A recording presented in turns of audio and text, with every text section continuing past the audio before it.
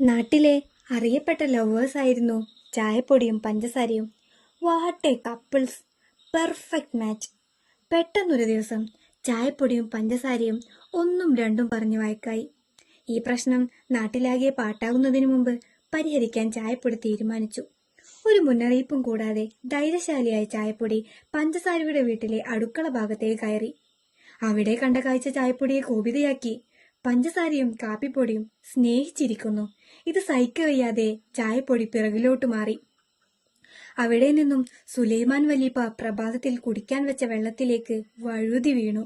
അയ്യോ, എടാ ഹിമാറയെ! ഇത് കണ്ട് പഞ്ചസാരയുടെ ഹൃദയം തകർന്ന് പഞ്ചസാര പൊടികളായി മാറി. അവൻ അതിന്റെ ഭാഗം അവളിലേക്ക് സമർപ്പിച്ചു. ചായപ്പൊടിയുടെ ത്യാഗം സുലൈമാൻ വലീപ്പ പ്രഭാതത്തിൽ തന്നെ ഏറ്റെടുത്തു. ഹരേ വാ! പോരാത്തതിന് ഈ ലോകവും. അങ്ങനെയാണത്രേ സുലൈമാനി ചായയുടെയും കട്ടൻ ചായയുടെയും ഉത്ഭവം. നിങ്ങളിൽ ചിലർക്കെങ്കിലും ഇപ്പോൾ പഞ്ചസാര എവിടെയാണെന്നൊരു ചോദ്യമുണ്ടാവുമല്ലേ? അവനെ പറഞ്ഞിട്ട് കാര്യമില്ല. അവൻ അന്നും അവൾ അറിയാതെയും ഒരുപാട് കാമുകിമാർ ഉണ്ടായിരുന്നു, ഇന്നും ഉണ്ടായിക്കൊണ്ടിരിക്കുന്നു.